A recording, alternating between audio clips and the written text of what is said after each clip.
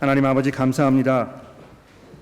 저희가 이사야서에서 등장하는 하나님의 그 영광과 그 권능의 그 모습을 오늘 설교 시간을 통해서 바라보며 이해하고 또 저희들의 믿음과 우리의 신앙 고백하기를 원합니다. 주의 성령께서 저희들과 함께 하셔서 이 말씀을 들을 때에 저희들의 마음이 뜨거워지며 또 주를 향한 깊은 경외심 가운데 우리가 두렵고 떨리는 마음으로 우리의 삶을 살겠다고 다짐하고 고백하는 그런 시간이 되게 도와주시기를 우리 구주 예수 그리스도의 이름으로 간절히 기도합니다. 아멘. 템보라라는 산을 들어보셨는지 모르겠습니다. 이 템보라라는 산은 인도네시아 이 숨바와라는 섬에 위치한 산인데요. 다윈에서 서북쪽으로 약 한 1450km 정도 떨어진 그런 섬입니다. 거기에 이제 위치한 이 템보라라는 이 산은 해발 한 2,800m 정도 되는 낮지 않은 꽤 굉장히 높은 산입니다만 이 산이 굉장히 유명한 그 이유는 인류 역사상 가장 엄청난 화산 폭발 사건이 일어났던 곳이기 때문에 그렇습니다. 19세기 초 그러니까 1815년 4월 10일이 되겠는데요. 무려 그 43km 이상 그 치솟은 약 100억 톤 가량으로 추정되는 재가 분출되어서 그 당시 그 인도네시아에 약 한 10만 명의 인명 피해를 입혔던 그런 그 놀라운 사건입니다. 아마 들어보신 분이 많이 없을 거예요. 저도 이제 이 검색을 하다가 알게 된 것인데요. 지금도 10만 명이면은 상당히 많은 사람들이 되겠는데 19세기 초에 이 10만 명의 사상자가 났다는 것은 정말 엄청난 그런 사건이었음에 분명한 것입니다. 더 놀라운 것은요. 이 사건이 일어난 1815년 그 다음 해인 1816년은 온 세계적으로 여름이 없었던 해라고 이렇게 알려져 있다는 것입니다. 왜 그랬겠습니까? 이 땅을 뚫고 솟아오른 이 재가 지구 표면을 전부 가리면서 해가 들어올 수 없었고, 그래서 그때 이제 경작물이 다 망하고 사람들이 햇빛을 볼 수 없는 그런 엄청난 지경에 이르렀다고 우리가 검색해 보면 알 수 있습니다. 얼마나 그 폭음이 엄청났는지요. 2,600여 킬로미터 떨어진 그 수마트라 섬에서도 그때 그 폭음이 들렸다는 증언이 남아 있다고 합니다. 근데 놀라운 것은요. 이 폭발의 징조가 보인 것이 폭발하기 3년 전 1812년이었다는 것이죠. 3년 동안 이 산이 땅이 진동을 하고 그 우르렁거리는 소리가 나고 좀 있으면 폭발하겠다 이런 경고 내지는 어떤 그 징조가 사람들의 눈 가운데 3년 동안이나 보였다는 것입니다. 그런데 모든 자연재해가 그렇듯이요. 기대하지 않았던 때에 그리고 거기에 얼마만큼의 에너지가 잠재되어 있었는지 제대로 파악하지 못했기 때문에 그 피해는 정말 이 상상을 초월하는 그런 그 막심한 피해였다고 이렇게 이야기를 하는 것입니다.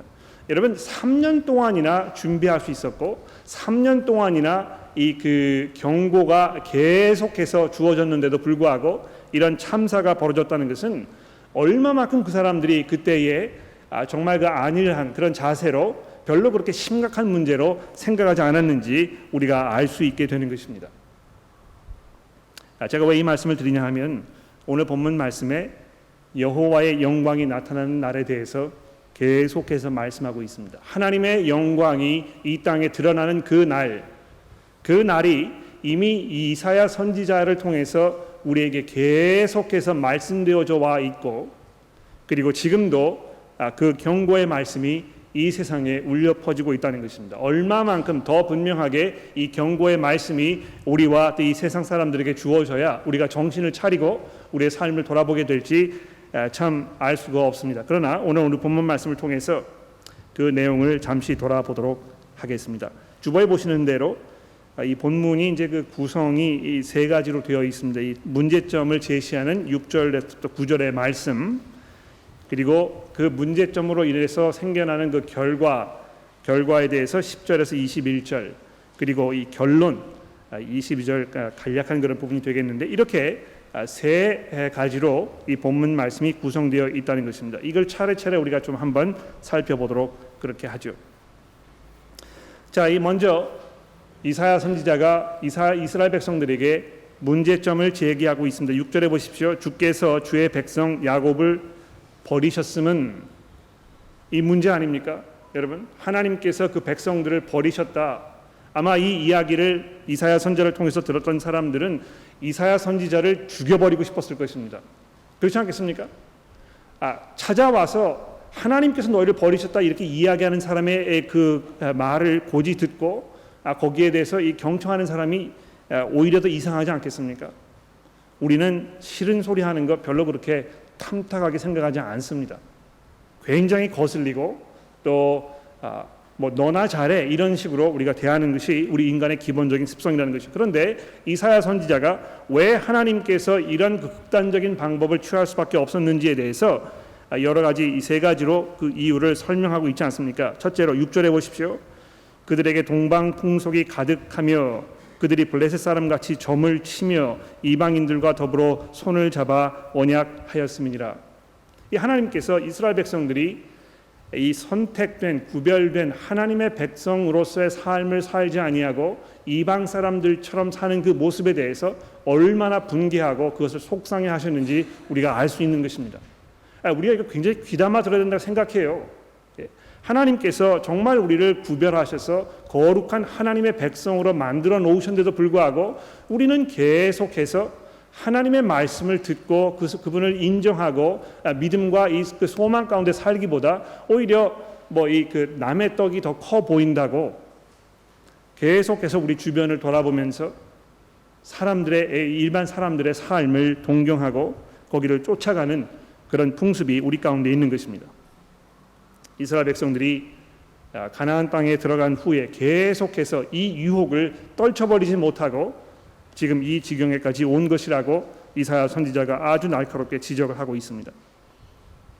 또 뿐만 아니고 7절에 보십시오. 그 땅에 은금이 가득하고 보화가 무한하며 그 땅에 마필이 가득하고 병거가 무수하며 그 땅에 우상도 가득하므로, 여러분 여기 그 선택한 이 동사를 보십시오. 예?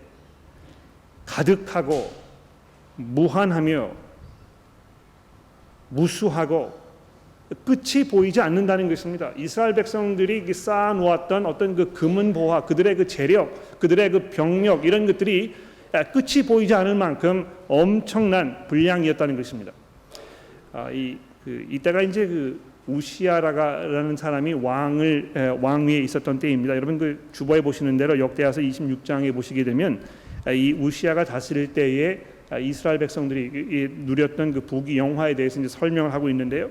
이게 뭐 우시아가 아주 잘해서 그 훌륭한 왕이었기 때문에 뭐 이런 것이기보다는 어떤 그 당시에 이 국제 정세 이런 것들이 잘 맞아 돌아가면서 이 굉장히 그 황금기를 누릴 수밖에 없었던 그런 그 시절이었던 것입니다. 그러나 우시아가 마치 자기가 잘해서 자기의 능력으로 자기가 마치 대단한 왕이었던 것처럼 생각을 해서 결국에 어떻게 되는지 아십니까? 우시아가 이 하나님으로부터 이 문둥병을 얻고 평생 남은 기간을 격리되어서 나병 환자로 살다가 아주 비참한 그런 그 결과를 맞게 되었습니다. 그런데 그때 이 우시아가 그 다스렸던 그 때에 이 누렸던 모든 그런 물질적인 풍요로움 이런 것들이 사람들로 하여금 어떤 마음을 가지게 한 것입니까? 우리가 하나님을 인정하지 않고 하나님의 말씀을 듣지 아니하고 우리의 방식대로 우리의 삶을 살아도 우리가 부족한 것이 없다. 우리가 이 서운한 것이 없다 이렇게 생각하면서 살도록 이렇게 되었다는 것입니다. 물론 돈이 많은 것 이거 잘못된 건 아니라고 생각합니다. 왜냐하면 하나님께서 우리에게 좋은 것을 주시는 분이시고 거기에는 재력도 포함되어 있습니다. 그런데 문제는 우리 인간들은요 하나님께서 주시는 이 모든 좋은 선물들을 아주 악한 것으로 둔갑시켜버리는 기막힌 재주가 있는 게 분명합니다. 그래서 이 돈뿐만이 아니고요. 결혼도 생각해 보십시오. 하나님께서 우리에게 얼마나 훌륭한 이 결혼이라는 선물을 주셨습니까? 그런데 그 선물을 우리가 어떻게 했습니까? 이것을 통해서 정말 하나님의 그 아름다운 가정을 이루고 행복한 가운데에서 서로를 돌아보고 아껴주는 그런 삶을 살기보다 오히려 그 안에서 서로를 미워하고 시기하며 서로 참지 못하고 서로 공격하고 결국에는 갈라설 수밖에 없는 이런 상황이 계속해서 벌어지고 있는 것 아닙니까?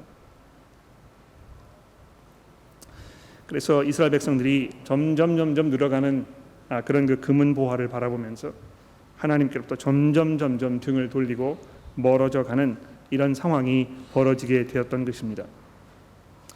얼마나 그 상황이 안타까웠는지요. 그 상황이 얼마나 그 애통스럽고 이것이 이사야 선지자의 마음에 얼마나 큰 그 상처로 다가왔는지 9절 말씀에 어떻게 이사야 선지자가 외치고 있습니까? 그들을 절대로 용서하지 마소서. 이것은 이사야 선지자의 절규라고 생각합니다. 얼마나 그 상황이 안타까웠으면 자기 동족들의 하나님의 백성들의 그 모습이 얼마나 형편없었고 그것이 하나님 보시기에 얼마나 합당하지 않았고 그래서 하나님께서 그것을 얼마나 분개하면서 생각하고 계실까를 자기가 생각해 보았을 때 하나님 앞에 이렇게 울부짖을 수밖에 없었는 것입니다. 그들을 용서하지 마십시오. 하나님의 영광이 그들에게 나타나게 하십시오. 그들이 정신을 차리고 하나님께서 얼마나 위대하신 분이고 얼마나 무서운 분이신지에 대해서 좀 깨달을 수 있도록 하나님의 정의를 보여주십시오. 이렇게 기도하고 있는 것입니다. 여러분 그런 마음을 가져보신 적이 있습니까? 우리의 삶 속에 존재하는 그런 모든 악들, 우리가 경험하는 그런 죄악들, 거기에 범벅이 되어서 온갖 상처와 추함과 이런 것에 파묻혀 돌아가고 있는 이 세상을 바라보면서 우리가 하나님을 향해서 주의 나라가 임하옵시며라고 이렇게 간절하게 기도하는 그런 마음 가운데 여러분 살아보신 적이 있습니까? 이사야 선지자가 지금 그런 상황에 있는 것입니다.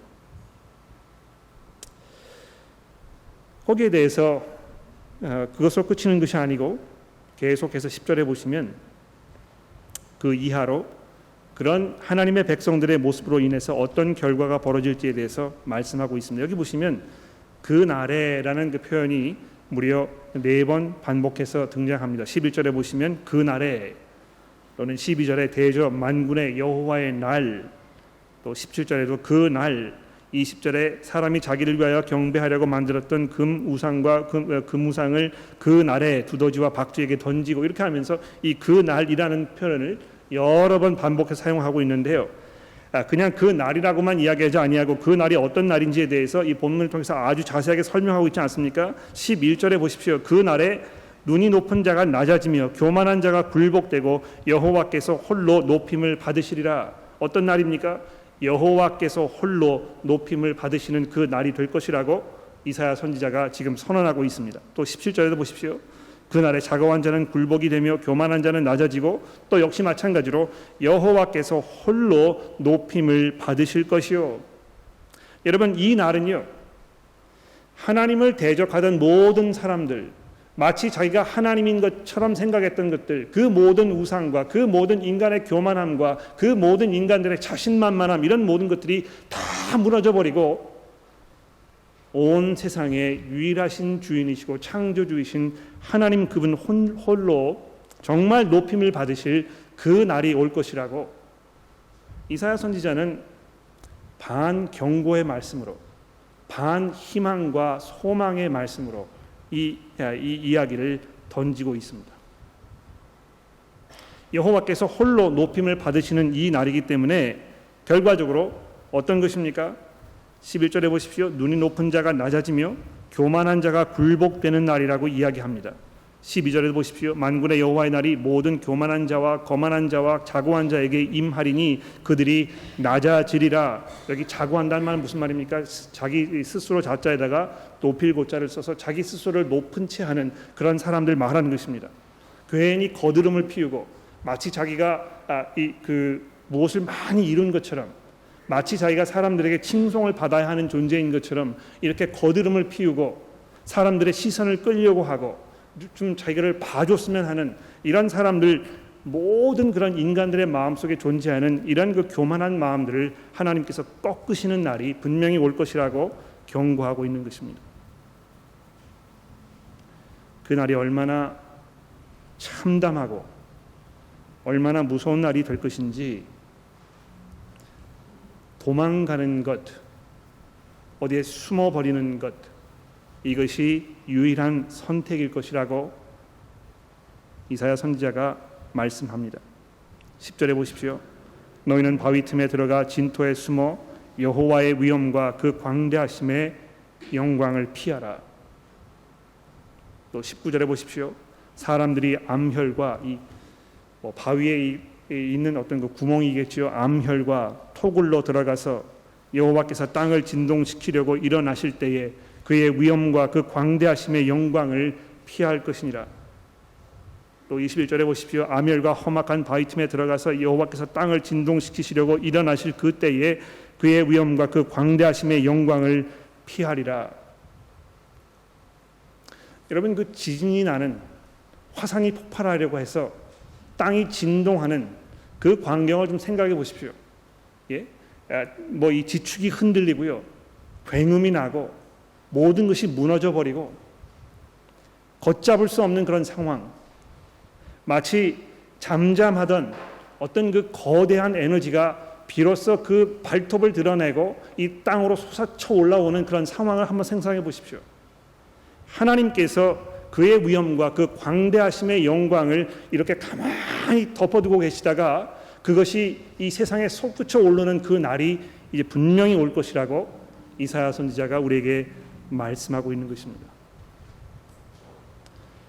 그 날에는요, 양면성이 있습니다. 정말 두렵고 어쩔 줄을 모르게 될 그런 날임과 동시에 예수 믿는 모든 사람들의 소망과 기도 제목이 현실화되는 그런 영광스러운 날이 될 것입니다. 자, 이렇게 말씀하고 나서 결론으로 22절에 너희는 인생을 의지하지 말라. 아마 그 22절 그 앞에다가 그러므로 이렇게 접속사를 붙이는 것이 아마 맞지 않을까 생각합니다. 이런 그 모든 상황을 돌아보았을 때 하나님께서 준비하고 계획해 놓으신 이런 그 상황들을 우리가 돌아보고 염두에 두었을 때 우리가 어떻게 해야 되겠습니까? 너희는 인생을 의지하지 말라. 이 성경을 번역하시는 분들이 이제 그 고상하게 표현하시느라고 아마 인생이라는 그 표현을 단어로 선택을 하신 것 같은데요. 그냥 사람이란 말입니다. 그러므로 너희는 사람을 의지하지 말라는 것입니다. 왜 그렇습니까? 그의 호흡은 코에 있나니 별거 아니라는 것입니다. 그냥 숨이 탁 넘어가 버리면 인생이 끝나버리는 것 아닙니까? 인간이 굉장히 대단하고 놀라운 그런 존재임에 분명합니다. 우리 인간들이 지난 역사를 통해서 이루어놓은 그 문화적인, 기술적인, 과학적인, 학문적인 그런 그 업적들을 돌아보십시오. 얼마나 놀라운지 대단한지 모릅니다. 그러나 그 위대한 그 놀라운 업적을 이루었던 사람들도 다 한순간에 이슬처럼 사라져 버리는 것이 우리들의 현실 아닙니까? 그러므로 좀 눈을 들어서 정신을 차리고 여호와의 위엄과 그 광대하심의 영광을 바라보면서 우리 인간들의 한없이 이 제한되고 제약적인 이 추한 모습을 바라보라고 지금 이사야 선지자가 말씀하고 있는 것입니다. 자, 이렇게 해서 이제 본문의 내용을 우리가 좀 살펴보았는데요. 이 본문 말씀을 통해서 그럼 우리가 뭘 어떻게 해야 될 것인가, 이 문제를 조금 말씀을 드리고 정리를 해보도록 하겠습니다. 주보에 보시면 3번에 이미 나타난 그러나 더욱 분명히 드러날 하나님의 영광이라 이제 이렇게 제가 포인트를 적어드렸는데, 놀라운 사실은 이 하나님의 위엄과 그 광대하심의 영광이 이미 우리 앞에 드러났다는 것입니다.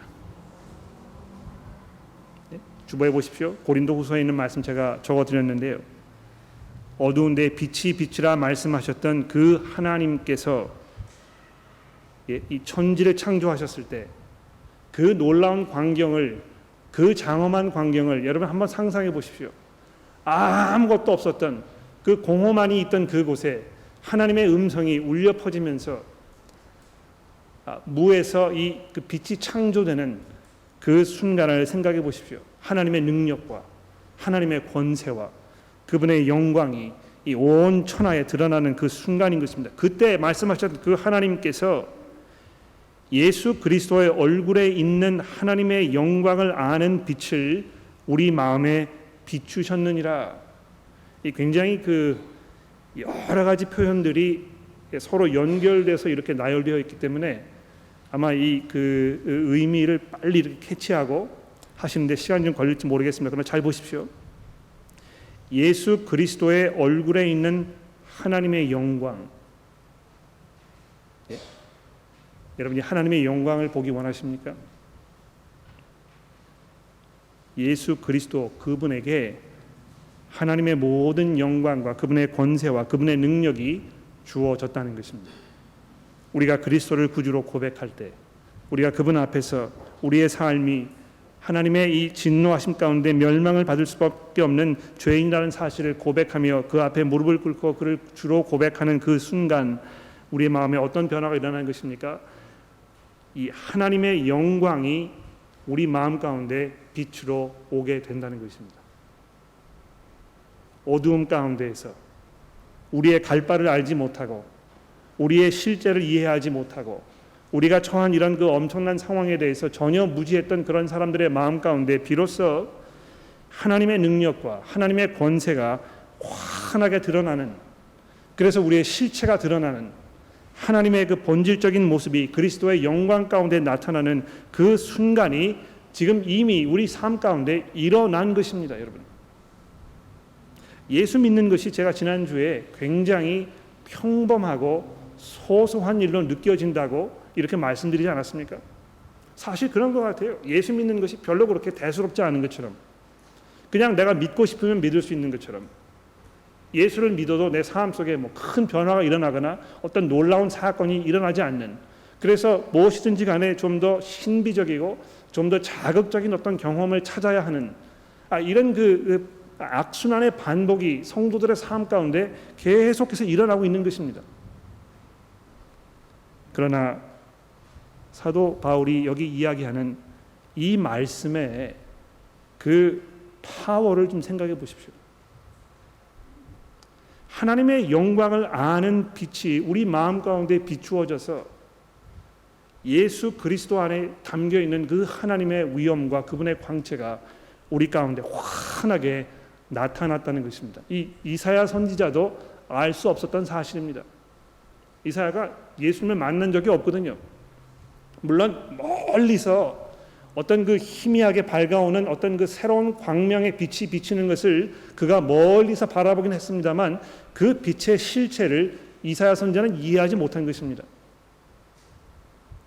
그러나 하나님의 은혜 가운데서 여러분과 제가 예수를 만나고 그분을 우리의 구주로 고백한 후에 그분께서 이 우주의 창조주이시고 그분께서 이 우주의 구세주이시고 그분께서 이 우주를 통치하시고 심판하실 하나님의 영원한 심판관이시라는 사실을 우리가 이해하면서 우리가 비로소 하나님을 이제 제대로 알게 된 것입니다. 그러나 성경은 동시에 또 우리에게 이렇게 말씀하지 않습니까?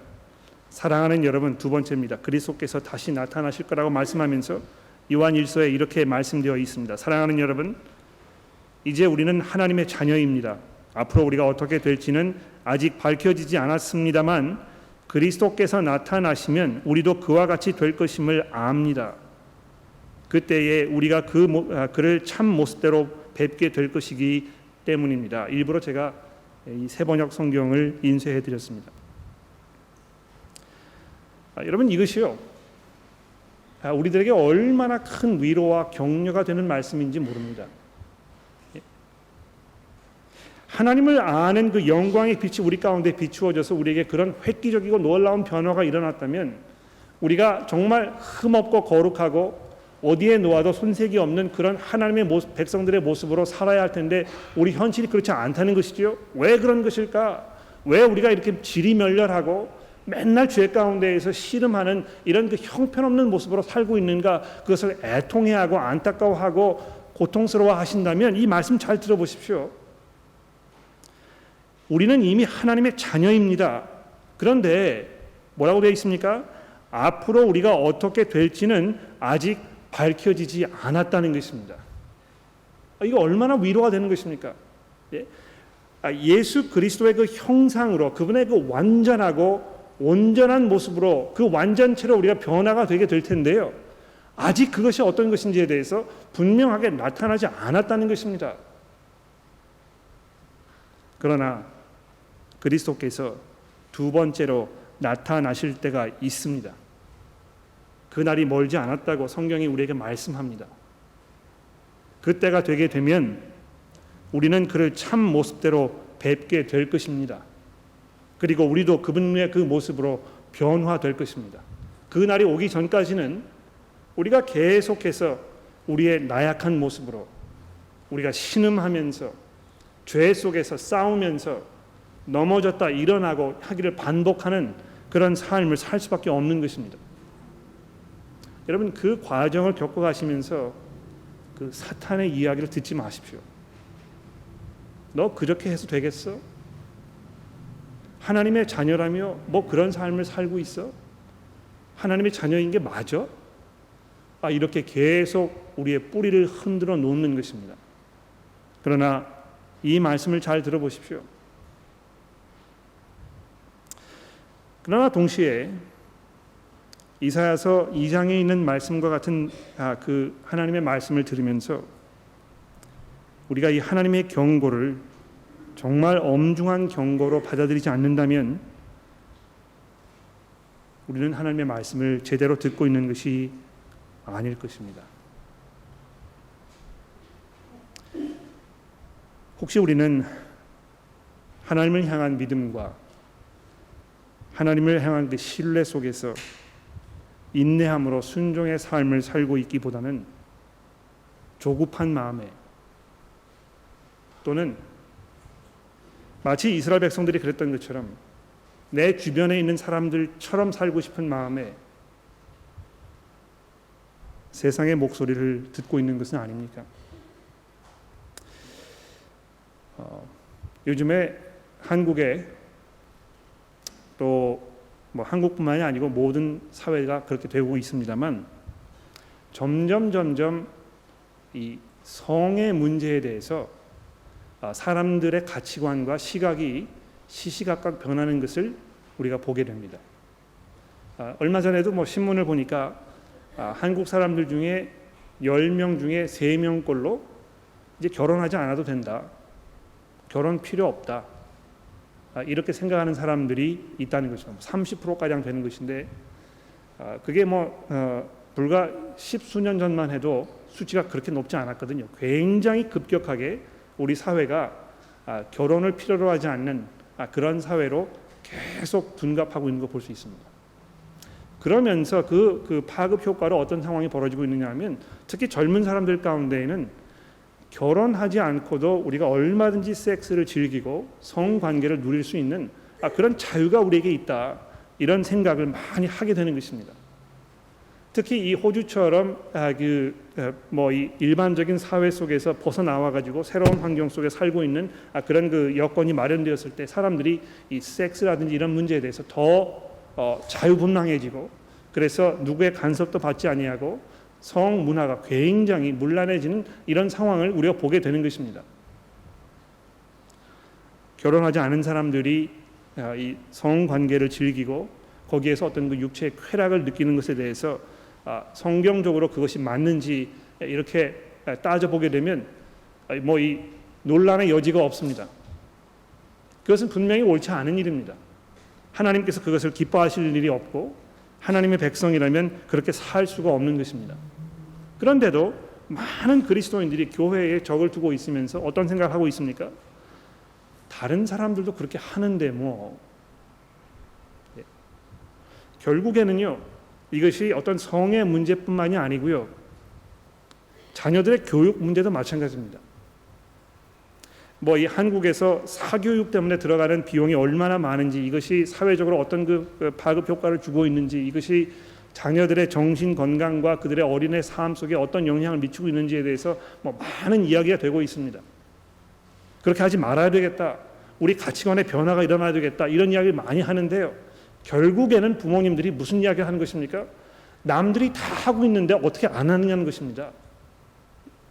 결국에는요, 하나님의 백성들이라는 그리스도인들조차도 결국에는 내세우는 그 당위성, 어떤 그 정당화하는 그 아규먼트, 그 뭡니까? 아주 빈약하게 그지없어요. 다른 사람들도 다 하는데. 예.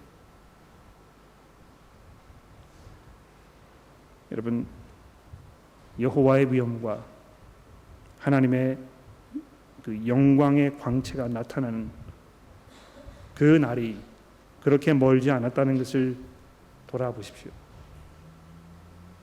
우리 인간들의 교만과 마치 우리가 하나님인 것처럼 행세하는 그런 어리석음과 하나님의 말씀을 신뢰하지 아니하고 자기의 방식대로 삶을 살아가겠다고 고집하는 인간들의 이 교만한 마음, 이것이 온 천하에 다 드러나며 우리가 창피를 당하는 그런 날이 분명히 오게 될 것입니다. 여러분들 마음 가운데 무슨 생각을 하고 있는지 저는 알 길이 없습니다. 그것은 여러분과 하나님의 이 양심의 문제인 것입니다. 저도 마찬가지입니다. 제가 하나님의 그 심판대 앞에 섰을 때 하나님께서 나의 이 심령과 골수를 꿰뚫어 보시면서 내가 지금까지 무슨 생각을 하며 살아왔는지 다 보여달라고 요구하실 때에 우리는 과연 어떤 모습으로 그 앞에 나아갈 것입니까? 베드로가 예수님을 만났을 때 예수님께서 베드로에게 바다 저편에 그물을 던져라 이렇게 던져서 많은 고기가 올라왔습니다. 근데 재미있는 사실은요, 그때 그 모습, 그 광경을 바라보던 베드로가 예수님께 뭐라고 말씀했는지 아십니까? 주여, 내게서 떠나가소서. 나는 죄인입니다.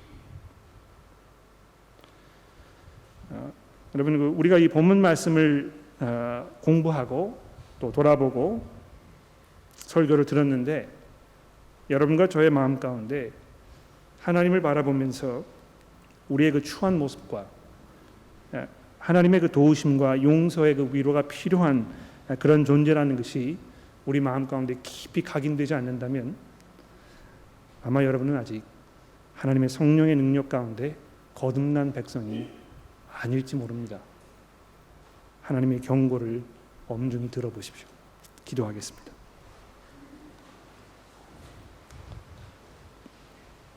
하나님 아버지, 하나님의 그 위엄과 하나님의 그 광대하심의 영광을 우리가 돌아볼 때에 우리가 얼마나 하나님 앞에 죄인들이고 또 이 세상이 얼마나 추한 모습으로 살고 있는지 다시 한번 돌아보게 됩니다. 그러나 저희가 하나님 앞에 간절히 간구하는 것은 저희들의 마음 가운데 하나님의 그 놀라운 능력과 하나님의 그 위엄과 하나님의 그 위대하심을 바라보면서 저희들이 두려워하게 하시고, 그러나 우리도 언젠가는 예수 그리스도의 그 놀라운 모습으로 변화될 것이라는 것을 우리가 기다리면서 저희들의 삶을 살 수 있도록 도와주시기를 간절히 기도합니다. 세상을 바라보며 슬퍼하게 하시고 안타까운 마음으로 주의 복음을 선포하게 하시고 우리 스스로의 삶을 돌아보면서 우리 교회에 있는 모습을 돌아보면서 저희들이 애통해하며 자복하며 주 앞에 무릎을 꿇게 하시고 하나님의 온전한 회복이 저들 가운데 풍성하게 일어나도록 간구하는 저희들이 되게 도와주시기를 하나님 간절히 기도합니다. 이제 주께서 저희들에게 가르쳐 주신 주기도문으로 기도하오니 하늘에 계신 우리 아버지시여, 이름이 거룩히 여김을 받으시오며 나라의 임하옵시며 뜻이 하늘에서 이루어진 것 같이 땅에서도 이루어지이다. 오늘날 우리에게 일용할 양식을 주옵시고 우리가 우리에게 죄 지은 자를 사하여 준 것 같이 우리의 죄를 사하여 주옵시고 우리를 시험에 들게 하지 마옵시며 다만 악에서 구하옵소서. 내게 나라와 권세와 영광이 아버지께 영원히 있사옵나이다. 아멘. 찬송하겠습니다.